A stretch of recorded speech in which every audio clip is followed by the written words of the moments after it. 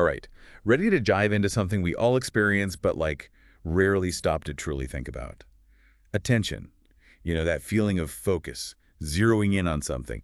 Turns out it's way more complex than you might think. It really is. Today, we're going to crack open Elizabeth A. Stiles' The Psychology of Attention. Oh, excellent. It's a fascinating book. To uncover the different ways psychologists view this really slippery concept, and trust me, there are some truly surprising findings in here. Oh, I think you're right. It's a very slippery concept, that's for sure. Yeah, that'll make you see your own mind in a whole new light, so. I think one of the things that Stiles does so well is, she uses really concrete examples to help illustrate how attention works. Right. And one of my favorites is this idea of watching a butterfly land on a leaf. Okay, so we're not just like zoning in on a butterfly, right? There's more to it. Exactly. So, first you're selecting that one specific leaf out of countless others. Right. That's attention as selection. Then you've got to maintain focus over time, even with distractions, right? Imagine like a juicy apple falling from a tree nearby. Your attention has to hold steady. Yeah. That's sustained attention. Right, and wouldn't you also be anticipating what you're looking for? Like your brain is primed to see like a butterfly shape or its fluttering motion. Does that play into attention? Absolutely. And that's where, anticipation and perceptual set come in. Your expectations actually change how you perceive the world around you. Wow. So attention isn't just passively observing, it's actively shaping what we see and how we experience it. So it's way more dynamic than just a laser beam of focus or something. Right. And this actually leads to a classic debate in the field, right? Yeah. When does attention actually kick in during the whole process of us perceiving and understanding something? You're talking about early versus late selection. Debate. So some researchers, Broadbent with his filter theory, believed attention acted as this gatekeeper right at the beginning. It's like a bouncer at a club, only information with the right credentials. Wow. Like coming from a certain location or having a specific pitch gets through for deeper processing. Okay, so it's filtering out all the noise before it even reaches our conscious awareness. Right. But I remember reading about those dichotic listening experiments. Yes. Where people hear different messages in each ear, but can still grasp the meaning of a sentence in the unattended ear. Right. Doesn't that kind of poke holes in the early selection idea? It certainly does. How could someone understand a sentence if they were filtering everything out at the physical level, But that's a good example of why early selection theories struggle to explain all the data. So what was the alternative then? Did they scrap the whole filter concept? No. Well, not entirely. Initially, researchers used the metaphor of a bottleneck to describe attention. Imagine a point in processing where we shift from parallel processing, which is like handling multiple things at once, to serial processing, where we can only focus on one thing at a time. Okay, so it's like a multi-lane highway suddenly merging down to one lane. Right, exactly. Everything gets bottlenecked, and we have to choose what gets through. Right. But if the early filter idea didn't quite fit, what was the problem with the bottleneck metaphor? Well, the problem is that research showed this bottleneck wasn't fixed. It moved around depending on the task. So if you're looking for a specific red object among a bunch of blue ones, the bottleneck might be early, filtering based on color. Okay. But if you're looking for a specific shape, regardless of color, that bottleneck might shift later, after you've processed the shapes of all the objects. So it's way more dynamic than we originally thought. Right. Our brains are adjusting the filter depending on what we're trying to do. Right, exactly. So if it's not a simple early filter or a fixed bottleneck, then what's a better way to understand this whole attention thing? Well, that's where resource theories came in. Okay. They propose that attention is a limited pool of mental effort or energy. Okay. We allocate it strategically, focusing more on some things and less on others. Interesting. So it's less about a physical barrier and more about how much mental oomph we can give to a particular task. Exactly. And that makes sense. We can't focus on everything equally all the time. Right, you can't. Now, thinking about attention and effort, how do you imagine that plays out when it comes to visual information? Right. It's not like our eyes are just single-channel processors, right? Right. We're constantly taking in a flood of visual information. Yeah, exactly. So how does attention help us make sense of that chaos? Well, that's where things get even more fascinating. Visual attention research, The iconic memory experiments by Sperling reveal how much is happening beneath the surface. Imagine this, you briefly see a grid of letters. Okay. You can only report a few. However, if a cue tells you which row to report after the grid disappears, you can still recall any of them. Hold on. So it's like I saw all the letters, but the memory fades super fast before I can like spit them all out. Yeah. That's what they call it, like the partial report superiority effect, right? Exactly. This suggests we visually process far more than we can consciously hold on to. Wow. And it gets more nuanced, reporting based on like physical features, like location is easier than reporting based on meaning or semantics. Meaning takes more processing time, even if it's happening subconsciously. It's like our brains are doing all this heavy lifting behind the scenes without us even realizing it. Right. And speaking of things happening behind the scenes, I remember reading about something called mislocation errors. What was that all about? Yes. Mislocation errors are when people mix up what they saw with where it was. Okay. It suggests that location and object identity are processed separately in the brain, even for things we see simultaneously. That's wild. So even though I perceive an object as a whole, my brain is actually processing its location and what it is as like separate pieces of information. It seems that way. It really highlights how visual attention is more than just seeing. It's about processing location, features, meaning, all these separate things that our brain somehow weaves together to create our seamless visual experience. Okay, so now I'm really curious about how researchers try to make sense of this weaving together process. It's not like they can just peek inside our brains and watch it happen in real time, right? Well, not quite, but they've come up with some clever ways to study visual attention. One popular way is to think of it like a spotlight. Okay. Imagine a beam that enhances processing wherever it's directed. So like shining a flashlight in a dark room, whatever's illuminated, I process best. I like that analogy. But is there like actual research to back that up? There is. Posner's work showed how spatial cues, things that direct our attention to a specific location, they can act like these guiding beams. They actually speed up your reaction to a target if the cue points to the right location. What's even more interesting is that there's a difference between cues we control, like following an arrow, Right. and cues that grab us automatically, like a sudden flash of light. Oh, that makes sense. A sudden flash would definitely grab my attention whether I wanted it to or not. Exactly. But can we split this spotlight, like multitasking ninjas focusing on two things at once? Unfortunately, research suggests not. We can't effectively split our attentional spotlight, but we can change its size. Okay. LaBerge's experiment showed this. If your task is to identify a single letter in a word, your attentional focus is narrow, like a tightly focused beam. Okay. But if it's to identify the whole word, your focus broadens, like the beam widening to illuminate the entire word. So my attention spotlight like zooms in or zooms out depending on the task. Pretty clever. But wait, our brains don't just care about empty space. They care about the objects in that space, right? Right. This is a spotlight analogy. I hold up there. You're bringing up object-based attention. It's the idea that our brains prioritize objects over just locations. Think about Navon's global versus local processing task. You see these big letters made up of smaller letters. Yes. And try as you might, you can't help but process that big letter first, even if you're trying to focus on the little one. Oh, yeah, I've seen those. It's like the big letter just jumps out at you. Exactly. It demonstrates how objects have this powerful pull on our attention. And it gets even more interesting when we look at visual neglect patients. They often can't attend to one side of space, but experiments have shown that this neglect isn't just about space itself, it's about the object within that space. Wait, really? Yeah. So even if an object moves from the neglected side to the non-neglected side, they still can't see it. In some cases, yes. They might completely miss the object, even though it's now in their field of vision. It's like their neglect follows the object, not a fixed region of space.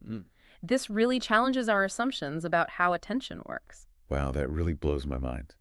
So we've got selection, sustained attention, spotlights, objects. It seems like every time we think we've pinned down attention, it reveals another layer of complexity. It does. But I'm still left with this nagging question. Yeah. If our brains process color, shape, motion, all these things separately, how do we experience a unified world? Like my coffee mug, I see a whole object, not just a jumble of features. That, my friend, is the million-dollar question in neuroscience, the binding problem. Yeah. And to be frank, it's one we're still grappling with. But there are some intriguing theories out there. Okay, so no easy answers, but tell me, What are some of those intriguing theories? How do scientists even begin to tackle a problem like that? Well, one prominent theory is feature integration theory, or FIT. It proposes that attention plays a crucial role in binding features to locations, which is ultimately what creates our coherent perception of the world. So attention acts like the glue that holds all those separate features together. But Mhm. how does that actually happen in the brain? That's where things get really complex and we're still piecing together the puzzle. Another idea is neural synchrony. This idea that different brain areas firing together at the same time could be how we bind information. Imagine, different instruments in an orchestra playing in sync to create a single beautiful piece of music. Ah, so our brains are like a symphony, different areas like playing their parts, but coming together to create this unified experience. That's a pretty awesome image. But even if we can't fully explain it yet, it's clear that attention is central to how we create a meaningful world out of a jumble of sensory input. Absolutely. And it's not just about creating meaning from sensory input, it's also about controlling our actions and our thoughts. There's this whole other dimension of attention that deals with automatic versus controlled processing. Think about skills you've learned automaticity, like driving or typing. You don't have to think consciously about each step. Right, it's like they're on autopilot. But I know if something unexpected happens on the road, Mm. like a deer jumping out, I have to like snap back to conscious control. Right. So how does that fit into this whole attention picture? Well, that's a great example of how even automatic tasks can be disrupted when we need to pay close attention. And it highlights a key point. It's more helpful to think of automatic versus controlled processing as a spectrum rather than two completely separate boxes. Okay, so it's not just on or off for each task. There's like different levels of automaticity Exactly. depending on the situation and how much conscious effort we need to apply. Right, and that brings us to the intriguing question of what our conscious mind actually does in all of this. If so much is happening automatically outside of our awareness, what's the role of consciousness? It seems like it's time to delve into that next. It's a question that has puzzled philosophers and scientists for centuries, hasn't it? What is the role of consciousness if so much of what our brains do occurs outside of our awareness? Right, like it's almost like we're just along for the ride while our unconscious mind is like calling the shots. Right. But Stiles does offer some intriguing clues by looking at what happens when conscious control breaks down. She talks about patients with damage to their frontal lobes, the part of the brain that's basically our executive control center. Yeah. Their experiences are both fascinating and, like, honestly, a bit heartbreaking. Absolutely. They really do provide, a window into the crucial role that consciousness plays in our daily lives. Take the case of EVR, who was an accountant. After frontal lobe damage, he lost the ability to plan even the simplest things. Choosing what to eat, what to buy at the store, decisions that most of us make effortlessly, became agonizingly difficult for him. He would get stuck in these loops of analysis, unable to prioritize or take action. That's so sad. And it really highlights how much we take our, executive functions for granted. It's like his mental autopilot was completely offline, but he was still intelligent, right? Yeah. He understood what he should be doing, but just couldn't do it. Exactly. And that's what makes cases like EVR so revealing. They suggest that our conscious intentions aren't always the one in the driver's seat. Stiles discusses a model by Norman and Shallis that proposes we actually have multiple levels of control. So there are these automatic schemas, those habitual actions we do without thinking, like brushing our teeth or tying our shoes. Right. And then there's this, supervisory attentional system, or SAS, which is like, the executive override. Okay, so the SAS steps in when we need to break from routine, Mm-hmm. make deliberate choices, deal with unfamiliar situations. Like if I encounter a detour on my usual route to work, my SAS would kick in to help me figure out like a new way to get there. Precisely. The SAS is what allows us to plan, inhibit impulses, and shift between tasks strategically. And when the SAS is damaged, as in frontal lobe patients, this ability goes haywire.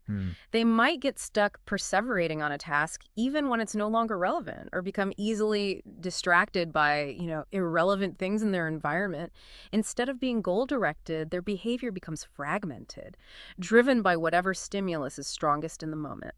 So it's almost like they're at the mercy of their impulses and their environment. Right. That really makes you think about free will, doesn't it? Right. Like if our actions can be so easily hijacked by automatic processes or by damage to a specific brain region, are we truly in control of our choices? That's a question, philosophers have been wrestling with for ages. But what's particularly fascinating here is that even our sense of intention, that feeling of I meant to do that, might be more illusory than we think. Stiles discusses some research by Kelly and Jacoby that suggests our awareness of our intentions might actually come after we've initiated the action. Wait, what? So you're saying my brain might already be doing something before I'm even consciously aware of wanting to do it? That's kind of freaky. It is a bit mind-bending, isn't it? It's like our brains are making decisions on autopilot, and then our conscious minds catch up and create a story about why we did what we did. So it's like my brain decides to reach for that cookie, and then my conscious mind chimes in with, "Oh, I must be hungry," but the decision was already made. It's a possibility, and it raises all sorts of questions about the nature of consciousness and free will. But let's, step back from the philosophical cliff for a moment and just focus on what this tells us about attention. Okay, good idea. My head's starting to spin a little bit. So even if our conscious intentions aren't always in the driver's seat, what is the role of consciousness in all this? Is it just along for the ride, as we said before? It's certainly more complex than that. Stiles highlights that while we might not be consciously aware of everything our brains are doing, consciousness does seem to play a vital role in, how we make sense of the world and navigate our lives. It's not just about focus. It's about constructing our reality, moment to moment. That's a powerful way to put it. Yeah. But if consciousness isn't always in control, how does it contribute to this construction of reality? Well, remember how we were talking about all the different things our brains process separately: color, shape, location, meaning. Right. Consciousness might be what binds all those pieces together into a coherent experience. It could be the integrator that creates our sense of a unified self and a meaningful world. So instead of just reacting to stimuli in a fragmented way, Yeah. consciousness helps us experience the world as a whole with all its richness and complexity. That's the idea. And, this integration may be what allows us to reflect on our experiences, make deliberate choices, and plan for the future. It's what allows us to tell ourselves stories about who we are and why we do the things we do. Okay, that makes sense. But even with all this integration, there's still so much happening beneath the surface, right? Stiles talks about semantic activation without conscious identification, or SAW-WCI. Right. It's the idea that our brains can process the meaning of things even when we're not consciously aware of perceiving them. Exactly. And that really challenges the notion that conscious awareness is necessary for understanding. It makes you wonder what else our brains are processing without us knowing, and what implications that might have for things like advertising or even just our everyday interactions. So give me an example. How do we even know that this SAW-WCI thing is real? How do researchers study something that's happening outside of conscious awareness? Well, there are a few clever ways to study this. One technique is visual masking. Imagine you're briefly shown a word, but then it's immediately masked by a pattern so you don't consciously register seeing the word. Okay. However, if you're then asked to guess what the word was, you're more likely to come up with a semantically related word. So if the masked word was doctor, you might say nurse. Wow, so even though the person couldn't consciously see the word, their brain still processed its meaning and it influenced their response. That's incredible. It is. And it's not just visual masking experiments. There's also research on prosopagnosia, which is face blindness. Okay. People with prosopagnosia can't consciously recognize faces, even their own, but studies have shown that even though they can't identify familiar faces, they still show physiological responses to them, like changes in skin conductance. That's wild. So their body knows that the face is familiar even if their conscious mind doesn't. Yes. It's like some unconscious part of their brain is still recognizing people. It seems that way, and all of this points to this idea that consciousness might be more of a spectrum than an on-off switch. There are levels of processing, and not everything reaches that level of conscious awareness. This is all so fascinating, but it also raises even more questions. We've seen how attention can break down and how much processing happens outside of our awareness. Right. But I'm still left wondering, if consciousness isn't always in control, what's its purpose? What does it actually do? That is the ultimate mystery, isn't it? And while Stiles doesn't claim to have a definitive answer, she does point to some intriguing possibilities. One idea is that consciousness plays a crucial role in integrating information. We've seen how the brain processes different features separately: color, shape, location, meaning. Perhaps consciousness is the missing piece, the conductor that brings all these elements together into a unified whole. I like that image. The brain as an orchestra and consciousness as the conductor, Okay. bringing all the different instruments together to create this symphony of experience. And it makes me think that maybe Consciousness is what allows us to make sense of the world in a way that goes beyond just reacting to stimuli. It's what allows us to reflect, to make choices, and create meaning. That's a beautiful way to put it, and I think it captures the essence of what Stiles is getting at. Attention, and by extension consciousness, aren't just about filtering and selecting information, they're about actively shaping our reality. That's a pretty powerful thought. But how do we go from this idea of consciousness as like an integrator Mm-hmm. to actually understanding what it does on like a practical level? How Right. does it help us navigate our daily lives? I think we need to explore that a bit more. It's amazing to think that something as fundamental as consciousness was for a long time almost taboo in psychology. Stiles mentions how behaviorism, with its, focus on observable actions, really pushed the study of inner experience to the sidelines. It's true. Consciousness was seen as too subjective, too difficult to measure objectively. But thankfully, there's been a shift in recent decades, with more and more researchers recognizing that, we can't just ignore it. After all, it's a core part of what makes us human. Our entire experience of the world is like filtered through consciousness. And Stiles points to like a growing movement to study consciousness through like the lens of information processing, brain activity, even computational models. It's like we're finally starting to crack the code. Exactly. Instead of getting stuck on the question of what is consciousness, researchers are now asking, what does consciousness do? How does it work? And as we've been discussing, one of the most intriguing ideas is that consciousness acts as an integrator, bringing together all the fragmented information processed by different parts of the brain. So instead of just a jumble of sights, sounds, thoughts, and feelings, consciousness weaves them into a coherent narrative, a story that we experience as reality. Yes, and it's this integration that might allow us to do things like, reflect on our experiences, make deliberate choices, and envision future possibilities.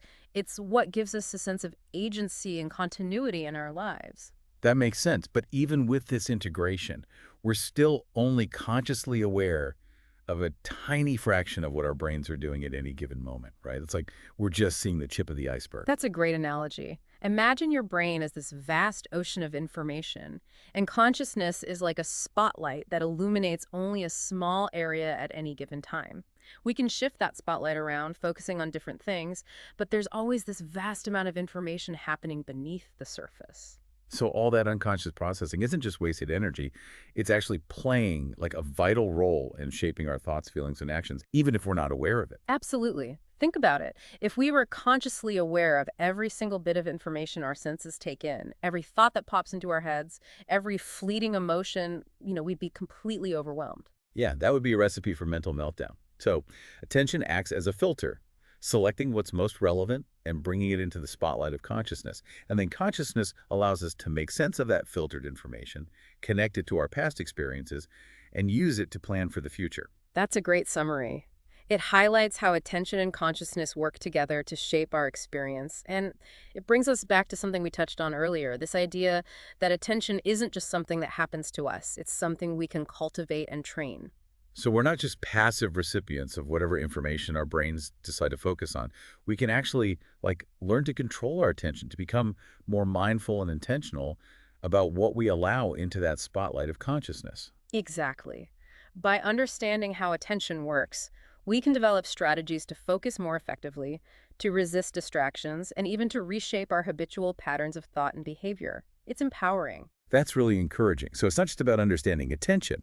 It's about using that understanding to like improve our lives, to become more present, more focused, more in control of our own minds. Precisely. And that, I believe, is a pursuit worth all the effort and exploration.